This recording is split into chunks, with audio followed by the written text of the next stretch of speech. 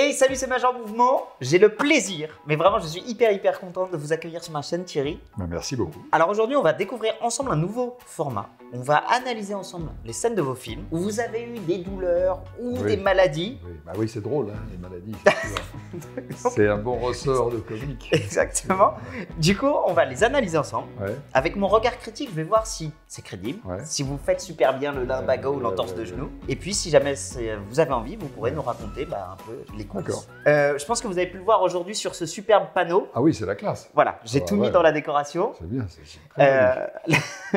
La raison pour laquelle nous sommes là aujourd'hui, c'est donc pour la Fondation pour la recherche médicale. Dont je suis parrain depuis 16 ans. Ouais. Voilà. Vous nous racontez un peu? Donc mon travail, c'est de faire connaître la Fondation pour la recherche médicale qui a été créée dans les années 46-48 par les grands chercheurs de l'après-guerre qui pensaient que la recherche française était sous-financée, qu'il fallait faire appel aux dons privés. Et donc c'est une fondation énorme qui finance toutes les maladies, c'est 450 nouveaux projets par an, c'est à peu près 50 millions qui est distribué dans les laboratoires. On peut dire qu'un chercheur sur 3 dans sa carrière en France sera financé par la Fondation pour la recherche médicale. Donc ce qui est à la fois énorme et à la fois finalement trop peu. Donc si vous êtes intéressé pour soutenir la Fondation, le lien est en description. Thierry, merci beaucoup. Nous en reparlerons évidemment, mais la recherche a besoin de vous et la santé de tout un chacun dépend aussi de la recherche. On va commencer un peu cette analyse. Est-ce que vous avez les miquettes, Thierry, ou vous savez que je vais être gentil avec vous? Bon, j'ai pas de problème. Non, tout va bien. Je suis sûr que vous êtes sympa. On va regarder ça ensemble. Ouais. Je vous propose un système de son ultra technologique. Ouais. Tenez. Qu'est-ce que c'est? Ça se mange?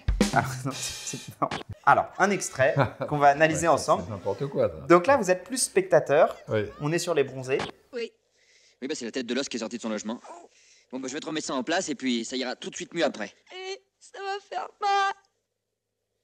Non. C'est très douloureux, hein. Mon frère a eu la même chose et ben il a jonglé. Ce que je trouve hyper intéressant là-dessus, c'est celui qui rajoute derrière. C'est très douloureux, mon frère à côté, il a joué. Oh, elle sait qu'elle va avoir mal. Lui, il est de mauvaise foi absolue. Oui. Et il en rajoute. Vous, à côté, comment vous avez fait pour ne pas rire à ce moment-là? Ah bah on a ri. On a ri, oui, on a attendu qu'on rit plus. Ouais. Bon, Gigi. Oui. Bon, excuse-moi. Quand tu remettrais son bras en place, Oui. je te fais signe. Oui. À ce moment-là, sans hésiter, tu la frappes, sèchement, de manière à détourner son attention de la douleur. Moi? Oui, tu as compris? Oui. Tu m'as vu faire avec mon infirmière. D'accord.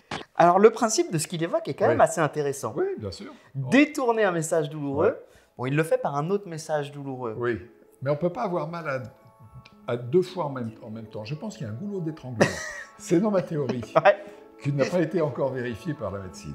Moi, Je pense que c'est pour ça que c'est intéressant de donner à la recherche. Voilà, exactement. Je vais suggérer une piste de recherche. Je pense qu'on ne peut pas avoir en même temps mal à 2 endroits différents. Moi, je pense que si. Ben, je pense que c'est l'un après l'autre.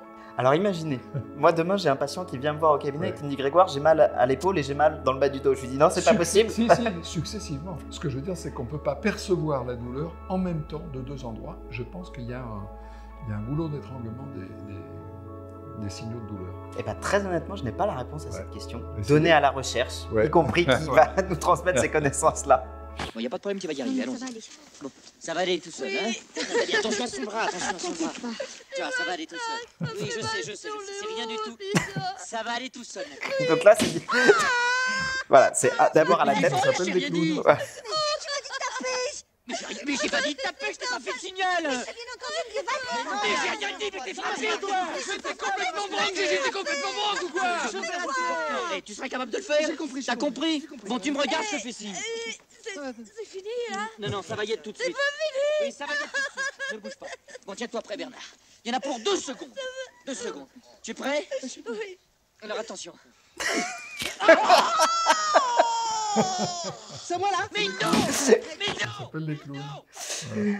Alors cet extrait, il est quand même génial. Question, il joue un très mauvais médecin qui est d'une prétention épouvantable, qui explique tout ce qu'il fait pour crâner, pour se faire valoir au milieu des gens. Alors, en plus, son geste, il est un peu approximatif. Ah, il je est crois. très approximatif parce que principalement, là, ce qu'il lui fait, c'est qu'il lui fait une pronation de la main. Alors qu'en fait, bon, clairement, c'est au niveau de la clé numérale. Oui. C'est beaucoup de force. Beaucoup tiré. Oui, beaucoup tiré dans un certain axe. Il faut caler, en fait, avec une partie de votre corps, le grille costal, mais aussi la clavicule, pour pouvoir tirer très fort et remettre dans l'axe. Il faut une formation médicale parce qu'en fait, au moment où vous tirez très fort, ça va. Mais au moment où vous remettez, vous pouvez écraser les paquets vasculo-nerveux, notamment le plexus brachial. J'ai un ami à qui c'est arrivé, un ami rugbyman, et vous pouvez devenir paralysé. Et là, c'est à nouveau un peu comme pour la hernie discale, une compression nerveuse, on peut garder des séquelles à vie. L'autre risque, c'est que, bon, là, c'est une luxation, mais en fait, sans avoir passé d'examen médical avant, ça peut être une fracture déplacée. Et donc, en effet, remettre dans l'axe une fracture déplacée, c'est la pire des choses à faire quand on n'est pas médecin. Ça se fait en étant chirurgien. Donc là, en effet, il y a quelques erreurs, mais au moins, ça nous donne une séquence qui est hyper drôle. C'est rigolo parce que c'est les clowns, sauf que c'est joué très sérieusement et très vrai. Et c'est ça qui nous fait marrer, parce que sinon, c'est un numéro de clown. Hein. Je te tape sur la tête au moment, mais c'est trop tôt, c'est trop tard. C'est vraiment, Et ce qu'il y a de marrant, c'est que c'est, mine de rien, bon, on doit vous le dire souvent concernant les bronzés, mais intergénérationnel, ça fait marrer tout le monde. Ah ben les clowns de toutes les époques. Ça marche à chaque fois en fait. Bonjour mademoiselle. Alors, Bonjour docteur. Le genou maintenant. Bonjour madame. Tu vois, c'est là, c'est le genou, là. Oui, bah je vois bien ça. Ça n'a pas l'air bien méchant, hein. Alors. C'est là que vous avez mal, hein. Luxation. On va vous remettre ça en place gentiment, puis ça va aller tout de suite mieux après, hein. Oui, Alors, sûr, voilà. ça c'est n'importe quoi. Voilà, donc là c'est n'importe quoi. C'est n'importe quoi. Là. Je vous laisse faire vous-même l'analyse là-dessus. C'est un très mauvais médecin. C'est pour ça d'ailleurs que dans le 3, il n'est plus médecin. Il a perdu sa licence d'exercer. Ah oui, bien sûr. C'est un très mauvais médecin. Alors par Vous contre, êtes prête, mademoiselle? un bon communicant, le coup de la gifle, ça marche à chaque fois pour lui. Allez-y. Vous n'avez rien senti? Si. Ça m'étonne. Vous n'avez rien senti, ça m'étonne. Prétentieux. Voilà. Il doit y en avoir. Hein. Ah, c'est pas moi qui vais vous le faire. Voilà. Mais en effet. Je vous montre un autre extrait. Non, c'est bon. Il serait pas un peu con, dis-moi. C'est pour ça que je l'ai invité.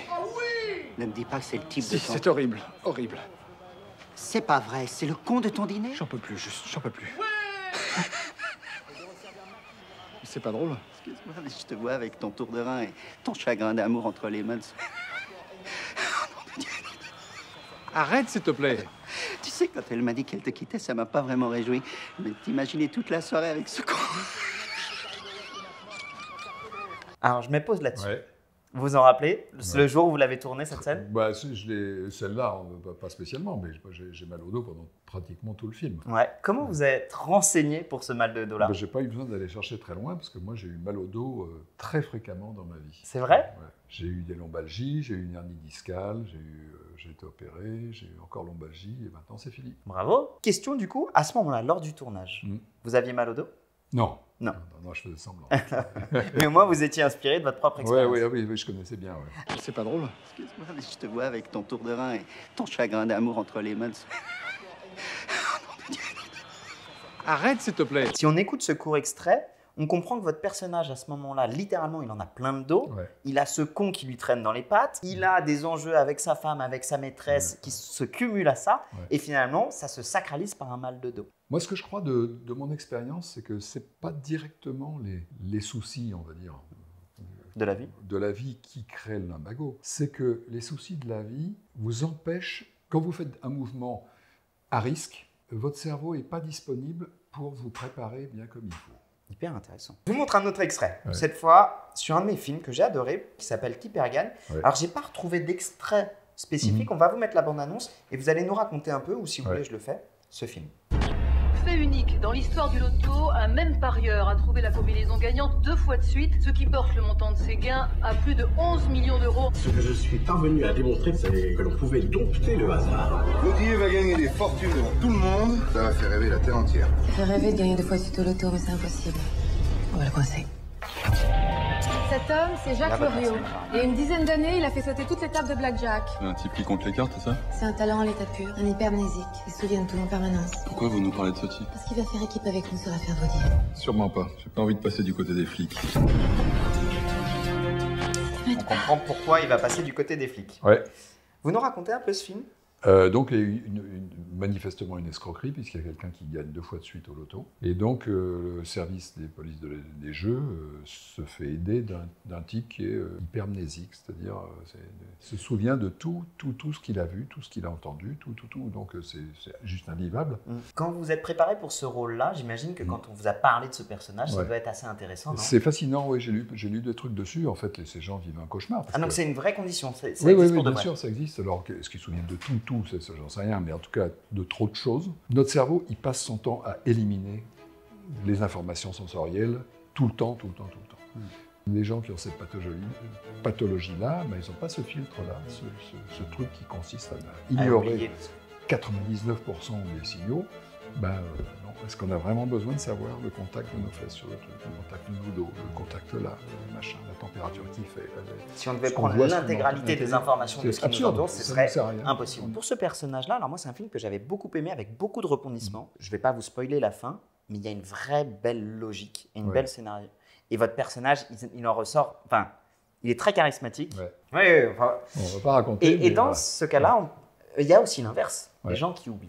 Et on va reparler un petit peu finalement de votre engagement là aussi par rapport à la recherche, notamment par rapport à la maladie d'Alzheimer. Je me rappelle une très belle vidéo que vous aviez faite il y a 1 an et demi sur... Avec Tom Villa. Avec Tom Villa. Bah, comment ça va? Ça va?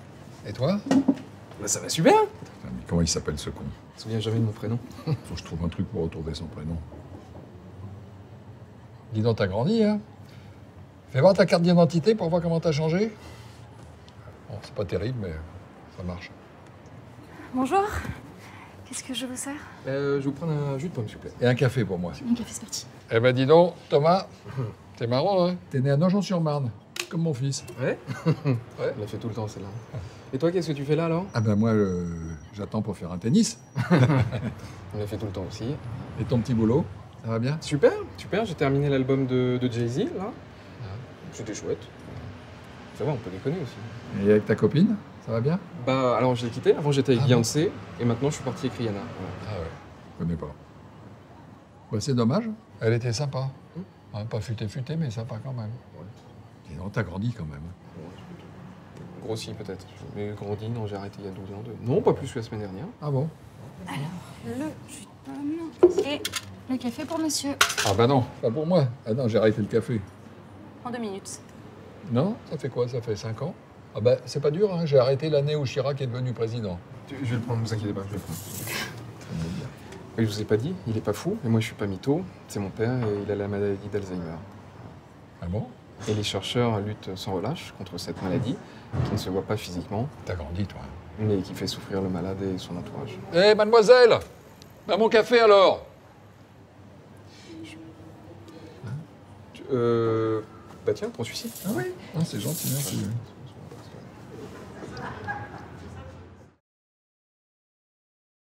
J'ai eu là une phase d'Alzheimer où beaucoup de choses s'en vont, mais on peut encore avoir une vie sociale néanmoins. Mais c'est une maladie incroyable. Incroyable. C'est encore une fois, et je vous le rappelle, l'importance de la recherche. Toutes les données qu'on a aujourd'hui, ce sont les traitements de demain, y compris comme des maladies dégénératives comme Alzheimer. Surtout sur Alzheimer. Alzheimer, on connaît les symptômes et on ne connaît pas les causes. Pour 2 raisons. Un, c'est compliqué parce qu'on n'a pas trouvé, et d'autre part que les symptômes n'apparaissent qu'entre 10 et 15 ans après le début de la maladie. Donc pour voir comment ça commence, c'est 15 ans avant. Donc qu'est-ce qu'il y a pour ça? Les Alzheimer héréditaires. Donc alors ceux qui veulent bien passer des examens alors qu'ils n'ont aucun symptôme, t'as pas trop envie de savoir que tu vas avoir Alzheimer et tu fais déjà des examens alors que tu n'as pas de symptômes, c'est un engagement. Hein. Voilà, donc c'est très, très difficile à évaluer et à faire et à observer. À observer et à faire de la recherche dessus. Bien sûr. On va finir sur un sujet un peu plus léger. J'espère que vous avez la réponse, Thierry, parce que moi-même, je me la pose sans cesse. On va regarder la dernière vidéo ensemble. T'es vraiment un connard, toi, hein? T'es dodo! Sur ce fameux fait dodo d'un Indien dans la ville, est-ce que ça marche d'après vous? D'ailleurs, je vous pose la question à vous, est-ce que d'après vous, c'est possible? Je pense que c'est possible, pas aussi rapidement que ça. Ouais, dites-moi. Je sais pas trop comment, mais je pense que c'est possible d'appuyer sur le nerf vague 2. crée une réponse du nerf vague tellement forte que ça crée un évanouissement. Alors, je veux bien que vous m'expliquiez le nerf vague. C'est déjà assez surprenant que vous en ayez entendu parler. C'est un nerf qui contrôle, qui fait communiquer les organes internes. Qui est responsable notamment du système parasympathique. Alors, pour être tout à fait franc, je n'ai pas vraiment la réponse, mais c'est très peu probable. Ouais. S'il devait y avoir une explication, je suis d'accord avec vous, elle serait plutôt d'ordre neurologique. Ouais. On le sait notamment chez les boxeurs qu'il peut y avoir des émergences d'un nerf. Alors, je suis pour le coup moins bon que vous en anatomie, pour être très franc.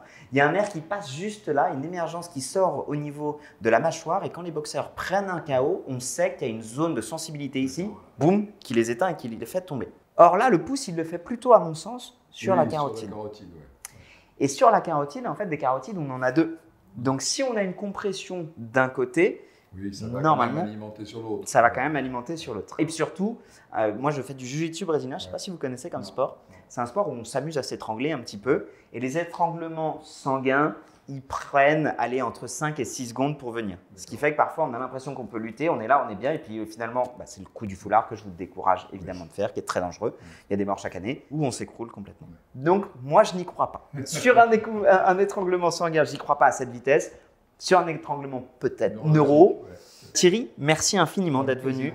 J'ai pris beaucoup de plaisir à apprendre des cours d'anatomie et des cours de médecine avec vous. Merci beaucoup de nous avoir suivis. Je rappelle encore une fois l'importance de la Fondation pour la recherche médicale. Tous les liens sont dans la description. On a besoin de la recherche pour avancer. Thierry, je vous laisse le mot de la fin si vous souhaitez. Merci d'aider la Fondation pour la recherche médicale. Les chercheurs en ont vraiment besoin. Alors effectivement, sur frm.org, on peut donner ce qu'on veut, mais on peut donner encore plus facilement avec son téléphone portable en envoyant le SMS DON, D-O-N, au 92 300. Et à ce moment-là, vous donnez 10 € qui sont prélevés sur votre facture téléphonique. Directement pour la recherche. Merci beaucoup Thierry. Merci beaucoup. Merci à tous. Salut.